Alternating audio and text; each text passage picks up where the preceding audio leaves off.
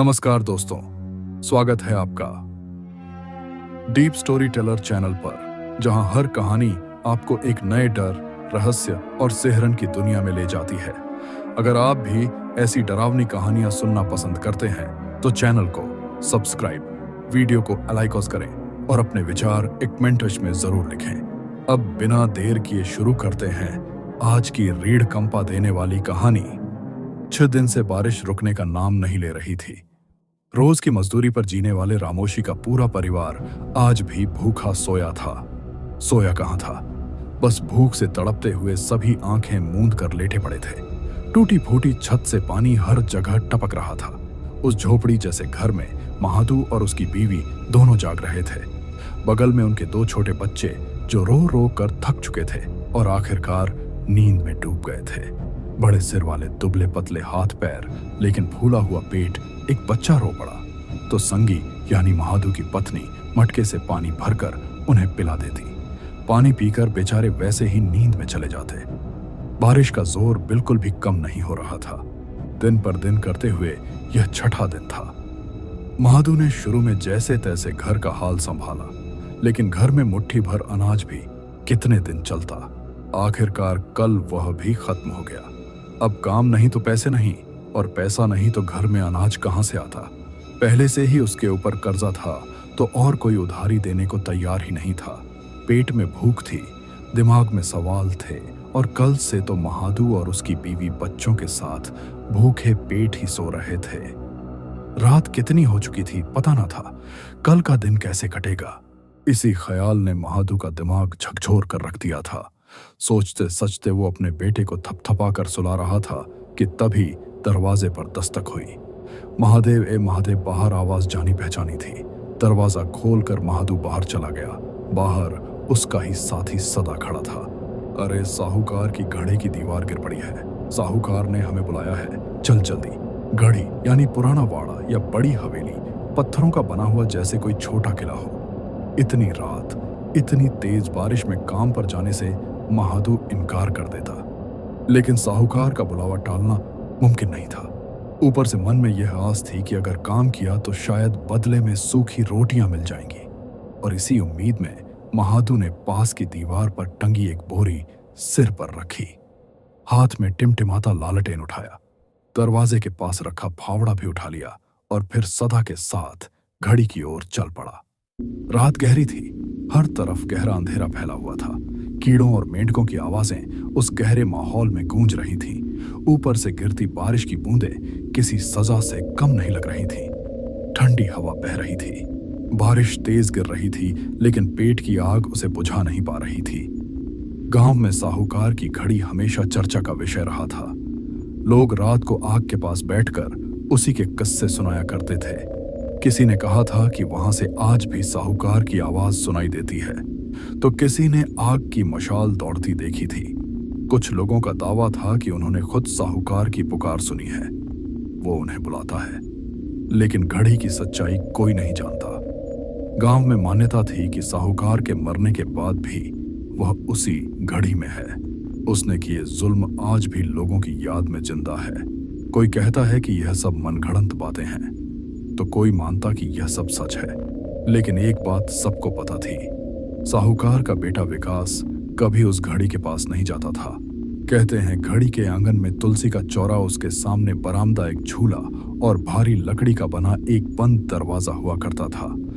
साहूकार जिंदा था तब भी वह दरवाजा हमेशा बंद रहता था, और उसकी मौत के बाद भी किसी को पता नहीं चला कि साहूकार कैसे मरा। कई लोग बस बातें किया करते थे कि उसे लोगों का श्राप लगा था, लेकिन सच्चाई किसी को पता नहीं थी। साहूकार की मौत के बाद उसका बेटा विकास शहर से आया था और उसी की छोड़ी हुई जायदाद पर गुजारा करने लगा। उसने घड़ी के बगल में ही अपने लिए एक नया सीमेंट का बंगला बनवा लिया और फिर वो वहीं रहने लगा।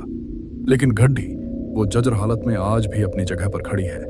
कभी शान शौकत से भरा वो घर अब फटे हाल होकर सन्नाटे में डूबा हुआ था। बारिश के बीच तेजी से चलते चलते महादू और सदा घड़ी तक आ पहुंचे। सामने घड़ी और पास ही विकास का बंगला, जिसकी खिड़की से धुंधली रोशनी बाहर आ रही थी। सदा ने बंगले के फाटक पर जाकर खबर दी कि वह दोनों आ गए हैं और वह फिर से घड़ी के पास लौट आया।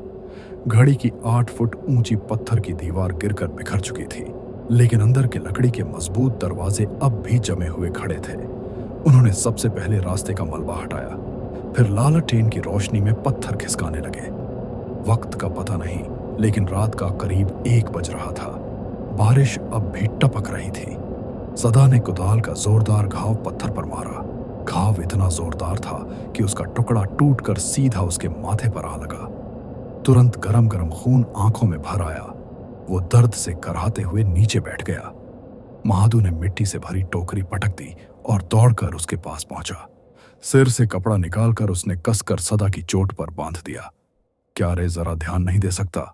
तेरा सिर फट जाता तो। महादू गुस्से में बोला। इतने में उनके पीछे लकड़ी टूटने जैसी आवाज हुई, जैसे कोई गीली टहनी किसी के पांव के तले चटक गई हो। बारिश थम चुकी थी, लेकिन गाढ़े अंधेरे ने चारों तरफ अपना जाल बुन दिया था। लालटेन की पीली फीकी रोशनी से थोड़ी बहुत चीजें नजर आ रही थीं, मगर ऐसा लग रहा था जैसे वह उजाला भी किसी अदृश्य ताकत ने निगल लिया हो। अचानक धड़ाम से लालटेन का शीशा टूट गया। अंधेरे की लहर उन पर टूट पड़ी। दोनों वहीं के वहीं सिहर कर खड़े रह गए। दोनों हाथ आगे कर टटोल रहे थे कि तभी कान में खुशने जैसी आवाज घुसी, जैसे कोई नुकीले नाखून से पत्थर पर धीरे धीरे कुछ लिख रहा हो। उनकी सांस थम गई। गांव में किले के बारे में सुनी हुई पुरानी बातें उन्हें याद आने लगी। उस गढ़ पर रात में मत ठहरना। अंदर के अंधेरे गलियारों में आधा इंसान आधा साया घूमता है। उसकी सांस भी सुनाई देती है। डर की वह लहर दिमाग से उठकर पूरे जिस्म में दौड़ गई। जैसे ठंडी हवा छू जाए वैसे ही उनके रोंगटे खड़े हो गए। बादलों के पीछे से झांकते हुए चांद की हल्की सी रोशनी पर उनकी नजर जम गई और अंधेरे में आसपास पड़ी चीजों के धुंधले आकार नजर आने लगे। महादू ने सदा की तरफ देखा। तब सदा टकटकी लगाकर उसके पीछे कुछ देख रहा था। वहां कुछ था जैसे किसी को बिना बुलाए बुलावा मिल गया हो। पत्थर पर गिरे खून के छींटे अब भी गीले थे और उन पर लाल लाल घिनौनी जीभ रेंग रही थी। अंधेरे में दांत चमके। उन सफेद दांतों के बीच 2 नुकीले दांत पत्थर पर रगड़ रहे थे और उनके रगड़ने की कर्कश आवाज उनके कानों में घुस रहे थे। दोनों के दिल में एक ही ख्याल आया, इस वक्त यहां नहीं आना चाहिए था। सदा बहुत ज्यादा डर गया और डर के मारे वो वहीं से उछलकर एक पत्थर से दूसरे पत्थर पर कूदता नीचे उतर गया। उसने ना पीछे मुड़कर देखा ना कहीं रुका, बस पागलों की तरह दौड़ पड़ा। लेकिन महादू उसकी नजर वहीं पर जमी हुई थी। वो बुत बनकर सामने घूरता रहा। उसके सामने था उस आकृति का लाल जबड़ा, गर्दन तक फैले हुए उलझे बाल और अंधेरे में अंगारों से जलती हुई आंखें। अचानक वो आकृति किनारे खिसकी और सड़े हुए मांस की बदबू से महादू का दम घुटने लगा। सदा को एक पल को लगा कि सब खत्म हो गया है, जैसे कोई बुरा सपना टूट गया हो। मगर उस खाली जगह पर कुछ था जो आकर अचानक गायब हो गया था। महादू के दोनों पांव जमीन में ही गड़े रहे। उसका शरीर अब उसका रहा ही नहीं था, जैसे किसी और की आज्ञा में चला गया हो। उसके होठों पर धीरे धीरे एक डरावनी मुस्कान फैलती चली गई। उसके अंदर घंटियों की आवाज गूंजने लगी, मगर यह आवाज मंदिर की घंटियों की नहीं थी। यह तो आदिवासी नगाड़े और ढोल घाटियों जैसे थी, तीखी और बाहरी कर देने वाली। उस शोर से महादू का दिमाग बिखरने लगा। डर गायब हो गया और उसकी जगह एक अजीब सी खुशी, पागलपन सा उभरने लगा। गिरी हुई दीवार के पीछे बंद दरवाजे की आड़ में एक धुंधली काली आकृति आकार लेने लगी। हवा में तैरते मिट्टी के जर्रे इकट्ठा होकर एक भारी और विशाल शरीर बना रहे थे। नजर साफ हुई। चमकते गंजे सिर पर पसीना था, सफेद घनी भुएं, आंखों की जगह आग की लपटें, हाथ जमीन पर टिके हुए थे और चेहरा खुरदुरा मगर सफेद था। वो साहूकार था, मगर उस इंसानी शक्ल के पीछे कुछ और ही छुपा हुआ था। महादू को समझ में आ गया कि वह कोई आदमी नहीं है और उसका कलेजा कांप उठा। उस आकृति का जबड़ा खुला, लाल गीली जीभ से बुदबुदाते अल्फाज निकले और वो आवाज कान में नहीं सीधे दिमाग तक चली गई। इस मिट्टी के नीचे सोए लोग तुझे बुला रहे हैं, दरवाजा खोल, अंदर आ। महादू का बेजान शरीर अब गे बढ़ा। उसमें जैसे शैतानी ताकत भर गई थी। सामने दरवाजे पर एक मोटा लाल धागा बंधा था। बीच में रखा नारियल हवा से हल्का हल्का कांप रहा था। बगल में ही कपड़े में लपटी हुई अजीब सी चीजें रखी हुई थीं। शायद कभी काले टोने टोटके में इस्तेमाल हुई हो, और उस धागे से सड़े गले खून जैसी बदबू आ रही थी। महादू और आगे बढ़ा। उसका पांव नारियल पर पड़ा और वह पुराना नारियल फट से फूट गया। उसी पल अजीब गंध जैसा बदबूदार धुआं आसपास हवा में फैलता चला गया। उसने हाथ बढ़ाकर वह लाल धागा तोड़ दिया, और तभी वह भारी दरवाजा जोर से अंदर की तरफ गिर पड़ा। उस आवाज से पूरी हवा कांप उठी, और अब वो उस घर की सीमा में दाखिल हो चुका था। अंदर घना अंधेरा। वो आकृति हिली, जमीन पर टेके हाथ ऊपर उठे, और एक उंगली से उसने इशारा किया, उठाओ उस चीज को और निकल जाए यहां से। यह आवाज नहीं थी, जैसे कोई हुक्म था। महादू मलबे में आगे बढ़ा। दो पत्थरों के बीच एक धातु का बक्सा फंसा हुआ था। उसने उस बक्से को हाथ लगाया, कोहनियों से पत्थरों को धक्का दिया, और वह टन भर पत्थर खिसक गए। अब उसके बेजान हाथ में वो चमकता बक्सा था। उसके बाद कितना वक्त बीत गया उसे पता ही नहीं चला। वो शायद घंटों यूं ही खड़ा था, आंखें फैलाए, नसें जमी हुई। काफी देर बाद हवा नम हुई, पत्थरों से पानी टपकने लगा।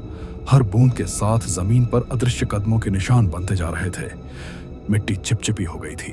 अचानक उसके दिमाग में एक झटका सा लगा, और महादू होश में आ गया। उसके हाथ अकड़े हुए थे, शरीर जम चुका था। हाथ में भारी बक्सा था, और चारों ओर अंधेरा अब भी वैसा ही था, लेकिन हवा का दबाव थम चुका था। वो संभला और उसने चारों तरफ देखा। उसे समझ नहीं आया कि क्या हुआ है। उसके हाथ में सिर्फ एक बक्सा ही था। उसने जिज्ञासा में उसे खोला, बक्से का कुंडा हटाया, और जैसे ही ढक्कन उठा, उसके चेहरे पर पीली रोशनी फैल गई। उसकी आंखें चौंधिया गईं।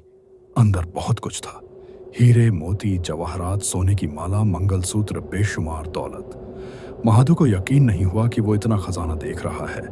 उसके दिल में ख्याल आया, साला साहूकार तो बहुत ही अमीर निकला।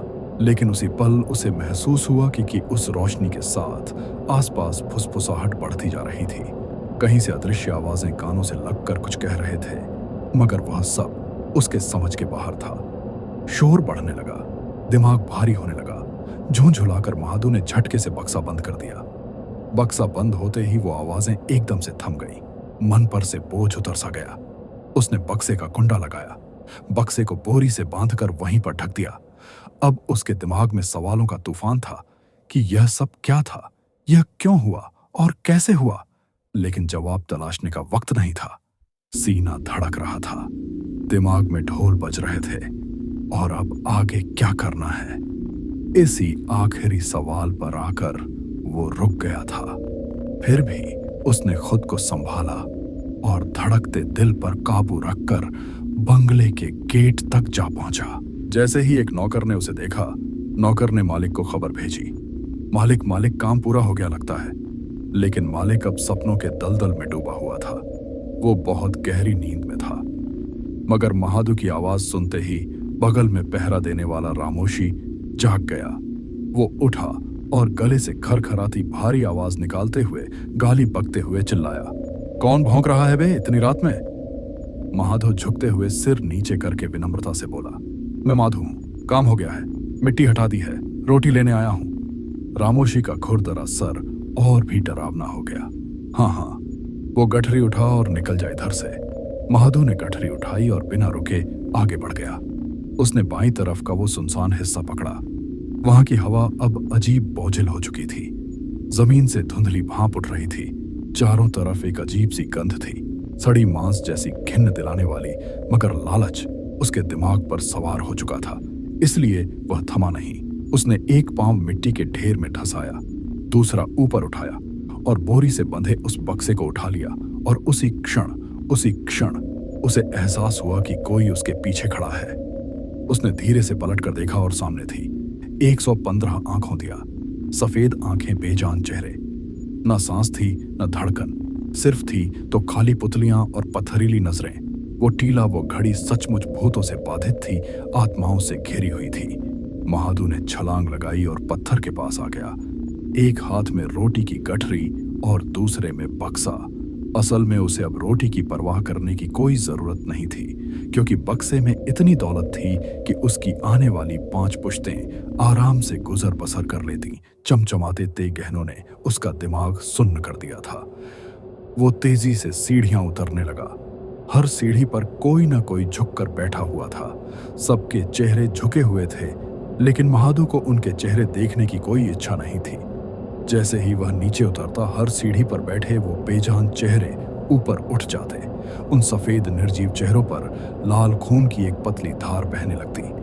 उनकी आंखों में अंगारों की तरह चिंगारियां चमक रहे थे, मगर महादू को पीछे पलटकर देखने की इजाजत नहीं थी। गांव के एक और ऊंचाई पर वह घड़ी खड़ी थी, जैसे ऊपर से पूरे गांव पर साहूकार नजर रख रहा हो। वहीं दूसरी तरफ महादू का घर दूसरे कोने में था, जहां आमतौर पर कम ही लोग आया जाया करते थे। वो पूरी जान लगाकर भाग रहा था। जमीन पर पांव पड़ते ही एक आवाज गूंज रही थी। हर कदम पर उसके पीछे फुसफुसाहट बढ़ती ही जा रही थी। ये तेरा तेरा तेरा नहीं, ये तेरा नहीं है। गांव में उतरने के बाद उसने पीछे देखा। घड़ी के माथे पर साहूकार की लाल आंखों वाली आकृति अब भी वैसी की वैसी खड़ी थी, हाथ फैलाए और कांपती हुई। आत्माओं का जमावड़ा सीढ़ियों से नीचे सरक रहा था, न दौड़ते हुए न चलते हुए, बल्कि जमीन से ऊपर तैरते हुए। महादू अब भी पागलों की तरह भाग रहा था, लेकिन गांव के हर मोड़ पर, हर पेड़ की छाया में वही पुसपसाहट गूंजती रही। हमारा है, उसे पड़ेगी, वो हमारा है, वो उसे छोड़ दे उसे, वरना तुझे उसकी कीमत चुकानी पड़ेगी। आखिरकार वो भागते लड़खड़ाते हुए घर की चौखट तक आ पहुंचा। उसकी छाती हाँफ रही थी, पसीने से आंखें जल रही थीं, पर फिर भी वह अपने हाथ में बक्सा कसकर पकड़े हुए था। वो दहलीज पर कदम रखने ही वाला था कि तभी उसने देखा दरवाजा आधा खुला था। अंदर उसकी पत्नी संगी बैठी थी और आसपास की कच्ची दीवारें पूरी भीगी हुई थीं। महादू हावते हुए चौखट में खड़ा हुआ। उसके आने की आहट से संगी होश में आ गई। आंखें मलकर जैसे ही उसने उसे देखा, वैसे ही उसके मुंह से एक दिल दहला देने वाली चीख निकल पड़ी और कुछ ही पल में वो चीख आक्रोश में बदलकर गूंजने लगी। महादू गहरी सांस लेकर झुका, थकान से आधा बेहोश, मगर संगी का आक्रोश उसकी नसों में उतर गया। गुस्से से दिल मिलाकर वो चिल्लाया, हे बेशर्म, क्या हुआ रे इतना चिल्लाने को? रात है, कुछ समझ में नहीं आता। वो उस पर बरस पड़ा, मगर संगी गिरते पड़ते उसके पांव से लिपट गई। उसकी आंखों में डर था और उसके कांपते हुए होठों से एक आवाज फूट पड़ी। ओहो, रगे आंसू उन्हें उठ नहीं रहे। मैंने कितनी बार पुकारा, लेकिन हिले भी नहीं। आओ आओ, जरा देखो ना क्या हुआ है उन्हें, आओ देखो ना उन्हें। वो जोर जोर से रोने लगी। उसका शोर बढ़ता ही चला गया।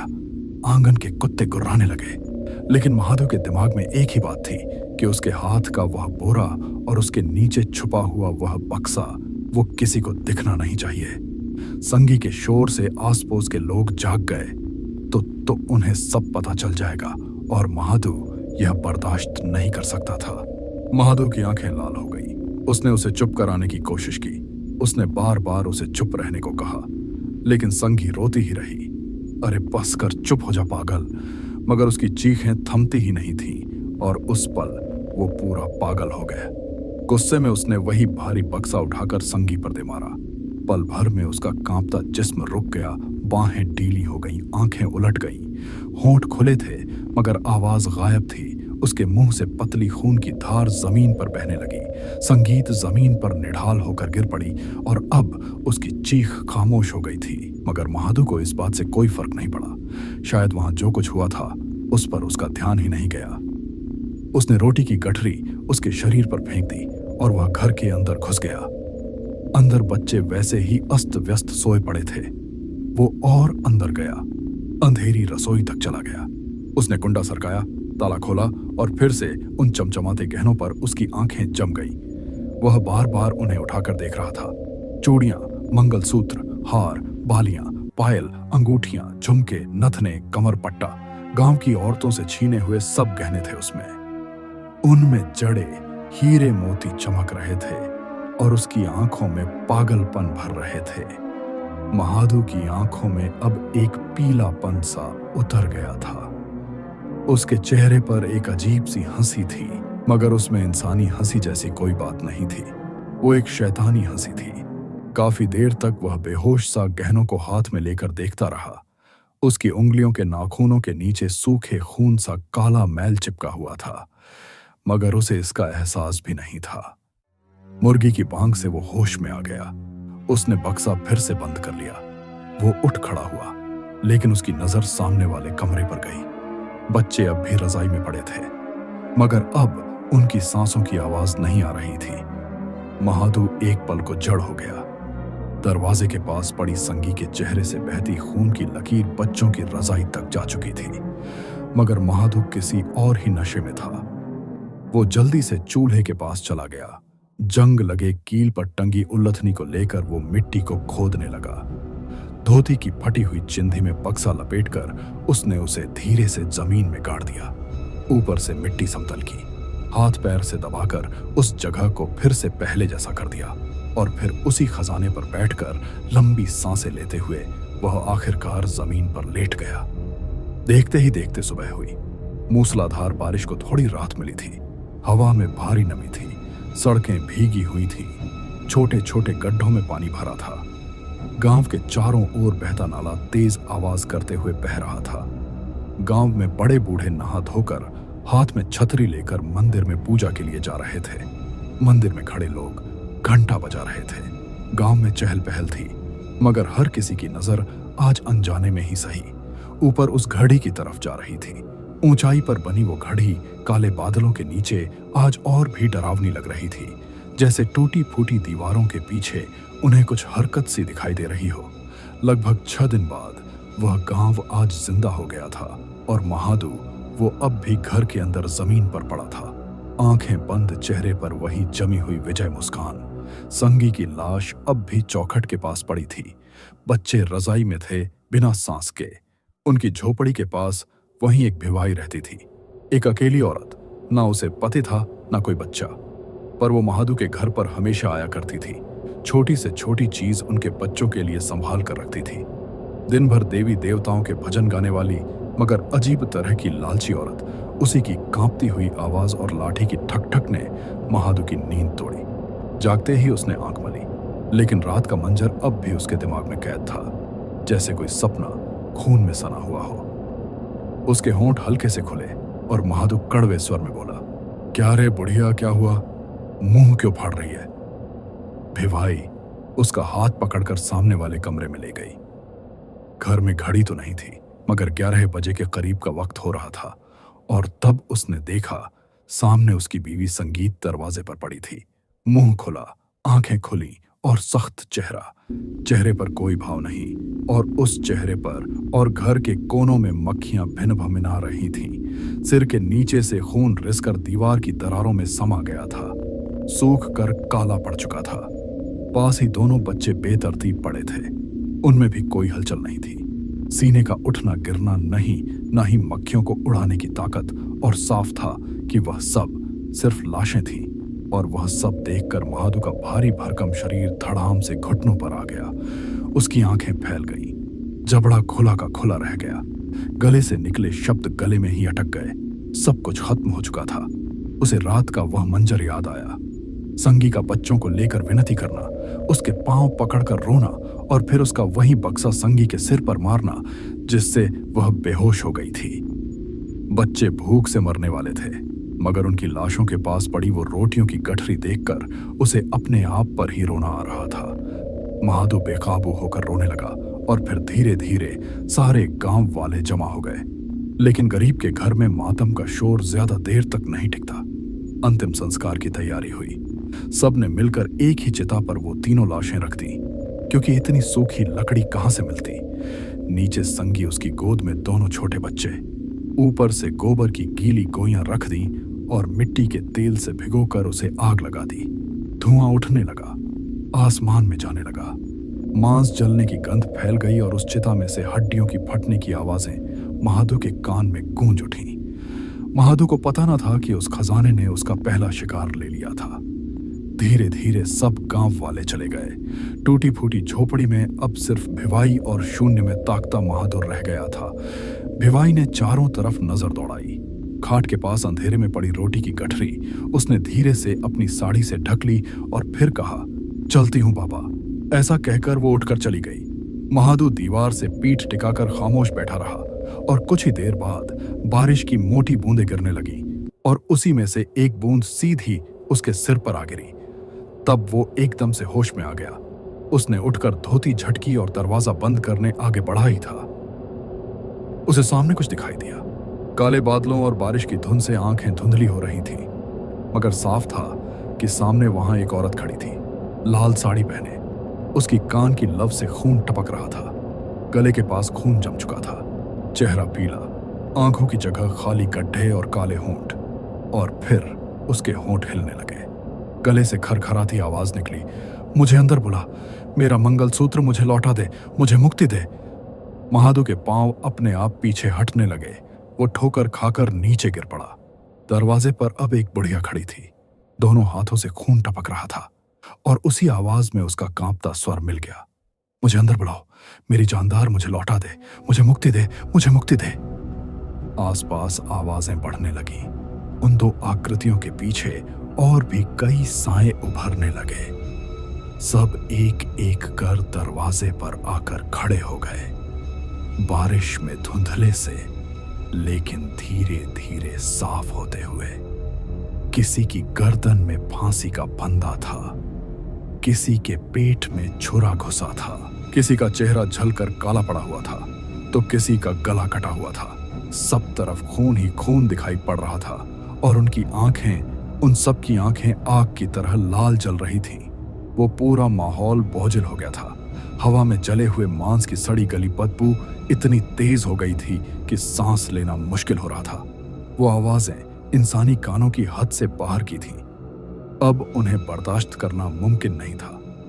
बरसात में खड़ी वह परछाइयां उस घर को घेर कर खड़ी थीं।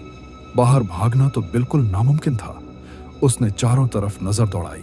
छत की दरारों से अजीब अजीब शक्लें झांक रही थीं। कहीं लाल सुर्ख आंखें, कहीं बेजान हिलते हुए होंठ, तो कहीं उसके गले को पकड़ने के लिए आगे बढ़ते हाथ। आसपास की बदबू हर पल और गहरी हो रही थी। उसने लंबी लंबी सांसें ली, धोते से नाक ढक लिया, कानों पर हाथ रखे, लेकिन सब बेकार था। बड़ी हिम्मत करके उसने धीरे धीरे सरकते हुए दरवाजे पर लात मारी। धड़ाम की आवाज आई और दरवाजा बंद हो गया, लेकिन बाहर से फिर भी वही बेजान आवाजें आती रहीं। मुझे अंदर बुलाओ, मुझे अंदर बुलाओ। अब उसमें किसी के सिसकने की आवाज और किसी के हुकूमत भरे स्वर भी थे। महादू को लगने लगा कि अब वो पागल हो जाएगा। घर में आने वाली हर रोशनी को उन्होंने रोक दिया था और अंदर सिर्फ घना अंधेरा था। और उसी अंधेरे में उसकी नजर को कुछ हिलता डुलता दिखाई दिया। किसी कोने में कोई इधर उधर घूम रहा था। उसका शरीर पसीने से भीग चुका था। फिर वही हलचल हुई। दो चमकती आंखें उसे इधर उधर जाती हुई दिखाई दी। महादू डर कर उठने ही वाला था कि तभी अंदर के कमरे से औरत के रोने की दिल दहला देने वाली आवाज उसके कानों पर पड़ी। वो आवाज इतनी अजीब, इतनी अचानक आई थी कि उसकी सारी इंद्रियां चौकन्नी हो गई। आवाज किसी औरत की थी या फिर उसकी पत्नी की। संगी महादू ने झुककर अंदर झांका और वही अंधेरे में संगी बैठी थी, लेकिन उसका रूप बेहद डरावना था। उलझे बिखरे बाल, ढसी हुई आंखें, काला पड़ा चेहरा, सूखी नाक, असामान्य बड़े काले होंठ, चौड़ी ठुड़ी और साड़ी घुटनों तक खींची हुई। वो बधूप आकृति महादू को घूर रही थी और उसके मुंह से अजीब डरावनी चीख निकल रही थी। पर इतना ही नहीं, वहीं पर जमीन पर रेंगते हुए दो छोटे छोटे बच्चे यहां वहां सरक रहे थे। वह कभी अचानक संगी के पैरों से लिपट जाते तो कभी अजीब हरकतें करने लगते। महादू अपने आप को समझाने लगा कि यह सब उसका वहम है, यह बस भ्रम है। लेकिन बाहर से आने वाली चीखें, नाक में चुभती बदबू, हवा में घुली ठंडक, सब कुछ यही जाहिर कर रहा था कि यह सब कुछ हकीकत में हो रहा है। और अब वो कुछ कर ही नहीं पा रहा था। अचानक धप की आवाज हुई और वही हुआ जिसका डर था। पीछे की मिट्टी छूने की दीवार बारिश से भरभरा कर गिर गई। उसका पूरा घर हिल उठा। काली काली परछाइयां अंदर घुस आई और महादू के पैरों को किसी गीली हड्डियों जैसी उंगलियों ने छू लिया। अब सोचने की ताकत उसके पास बचे ही कहां थी। उसने चारों तरफ देखा और उसी पल आसमान में बिजली कौन गई। मौका पाकर उसने बारिश के परतों के बीच दौड़ लगा दी। धोती नाक पर कसकर उसने भरपूर दम लगाया और गिरी हुई दीवार को पार कर वो पिछवाड़े के आंगन से वहां से नाले की तरफ और फिर गांव के गली कूचों से भागते भागते वह सीधा मंदिर में जा पहुंचा। ईश्वर को कभी न मानने वाला महादू आज वहीं पर शरण लेने आया था। अब जाकर उसे होश आ गया। उसके शरीर ने भी वातावरण का फर्क महसूस किया। वो जब मंदिर पहुंचा तब मंदिर में आरती शुरू थी। शंख घंटियों की आवाज, धूप की महक और बारिश की गंध आपस में घुल मिल गई थी, मगर महादू के आसपास अब भी वही घिनौनी बदबू चक्कर काट रही थी, जैसे सैकड़ों सड़ी लाशें उसके पीछे चली आ रही हों। वहीं मंदिर की सीढ़ियों पर उसे चक्कर आ गया और वह वहीं नीचे गिर पड़ा। लोग आरती लेकर बैठे ही थे कि किसी की नजर सीढ़ियों पर पड़े महादू के बेजान शरीर पर पड़ी। तुरंत दो आदमी दौड़े उसे सहारा देकर अंदर लाए, उसके चेहरे पर पानी मारा और उसे होश दिलाने लगी। होश आने पर उसकी आंखों में अब भी डर की लपटें जल रही थीं। उसने घबराई नजर से चारों तरफ देखा। वो कहाँ है और वहां क्या हो रहा है, यह समझने में उसे थोड़ा वक्त लगा। किसी ने उससे कुछ नहीं पूछा। सबको यही लगा कि शायद भूखा होने से बेहोश हुआ होगा या फिर पत्नी बच्चों के गुजरने के कारण उसका यह हाल हुआ होगा। पुजारी ने उसे नारियल और प्रसाद दिया और दीवार से टिकाकर उसे बिठा दिया। सबने पूजा समाप्त की और पूजा घर का लोहे का दरवाजा बंद कर दिया। महादू अब भी स्थिर आंखों से वहीं देख रहा था और फिर पुजारी जब जाने लगे तो महादू ने उन्हें आवाज दी, बाबा जरा ठहरिए।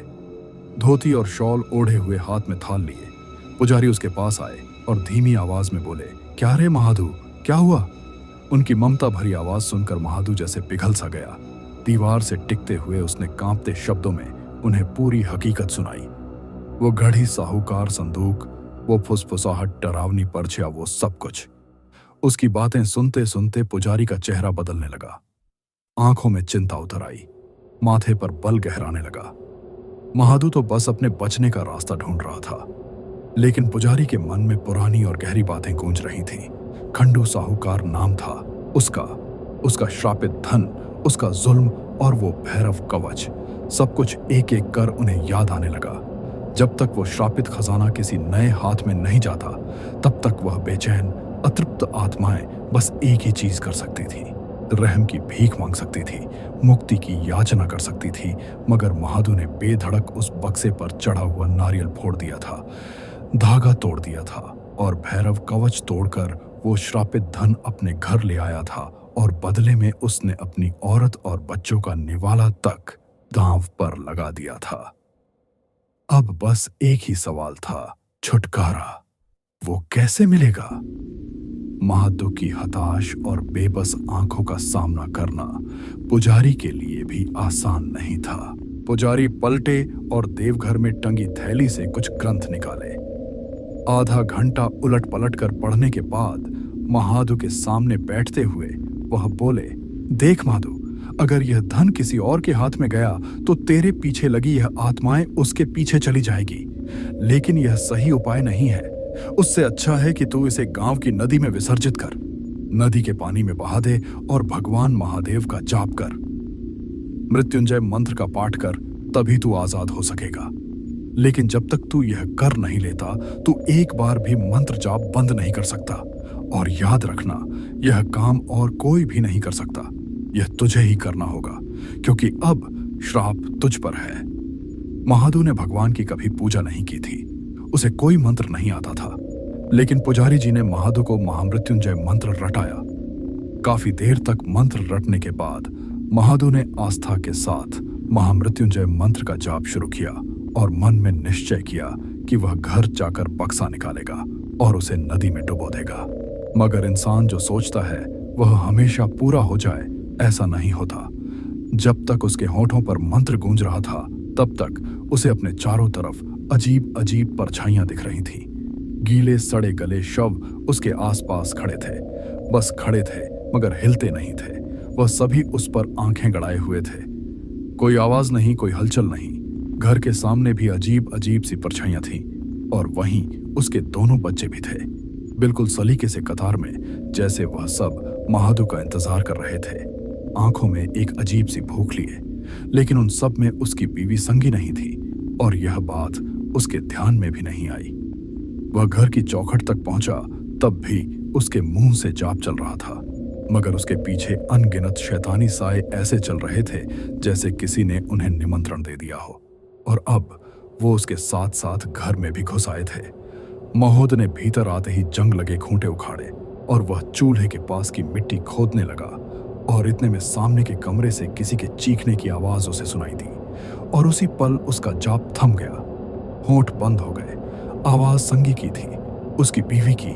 तभी बगल से एक और आवाज आई, एक अजीब घरघराहट भरी आवाज। मेरा मुझे वापस दे, मुझे वापस दे, मुझे वापस दे, पागल मुझे वापस दे। एक नहीं कई आवाजें, एक के बाद एक, सब उसके दिमाग पर वार कर रही थी। उन आवाजों को सुनकर महादू के होश उड़ गए। उसने फिर से महामृत्युंजय जाप शुरू करने की कोशिश की, मगर अब उसे वो मंत्र याद ही नहीं आ रहा था। दिमाग पर डर ने कब्जा जमा लिया था। इसके आगे उसके मुंह से शब्द ही नहीं निकल रहे थे। और तभी उसके चारों तरफ खड़े उन शवों के जबड़े फैल गए, एक विकृत डरावनी हंसी के साथ बड़े बड़े होते गए। उनके मुंह से चमकते खून से सने दांत बाहर झांकने लगे और फिर देखते ही देखते दर्जनों सड़े गले जिस्म उस पर टूट पड़े, उसका लहू चूसने लगे। शरीर के मांस के चीथड़े उड़ गए और फिर कुछ ही पलों में महादू उन्हीं में से एक बन गया। उसने अपनी लाश पर एक आखिरी बार नजर डाली और फिर चुपचाप एक कोने में जाकर खड़ा हो गया। उसके होठों से भी वही शब्द निकले, मेरा बक्सा। वो रात गुजर गई। अगले दिन की सुबह हुई। सूरज की रोशनी धीरे धीरे पूरे गांव पर फैल गई और उसी दिन सुबह सदा गांव में पाटिल के घर काम मांगने निकला था।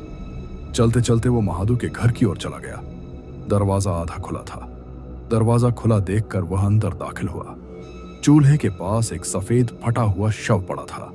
चेहरे के अलावा हर जगह मांस के टुकड़े लटक रहे थे। वह वहीं जड़ हो गया। आंखें फटी की फटी रह गईं। वह चीखते हुए भागने ही वाला था कि उसकी नजर चूल्हे के पास गड्ढे पर पड़ी। गड्ढे में वही संदूक थी। उसने कांपते हाथों से संदूक खोली। सोना, हीरे गहनों की चमक उसकी आंखों में उतर गई। लालच ने डर को दबा दिया। सदा ने बक्सा उठा लिया और चुपके से धोती में छुपाकर वो बाहर निकल भागा। आसमान अचानक काला हो गया। हवा में सरसराहट सुनाई दी। वहीं आवाजें गूंजने लगी, लेकिन सरा को जरा भी डर नहीं लगा। उल्टा वह हंसने लगा। उसे लगा कि उसकी जिंदगी अब बदलने वाली है, मगर उसे यह मालूम ही नहीं था कि अब वह अगला महादू बनने वाला था। और इस तरह उस श्रापित रात की दहशत पूरे गांव पर छा गई। कहते हैं आज भी जब पहाड़ों पर घने बादल उमड़ते हैं और बिजली कड़कती है तो उस पुराने घर से किसी औरत की सिसकियां सुनाई देती हैं, मुझे मुक्ति दे, मेरा मंगलसूत्र लौटा दे। शायद वो आत्माएं अब भी भटक रही हैं और कोई नया महादू उनका अगला शिकार बनने वाला है। अगर आपको यह कहानी पसंद आई हो तो वीडियो को लाइक पंप करें। कमेंट में बताएं कि कहानी का कौन सा पल आपको सबसे डरावना लगा, और channel deep story teller Ross को सब्सक्राइब करना ना भूलें। मिलते हैं अगली कहानी में। तब तक डरिए मत, सुनते रहिए।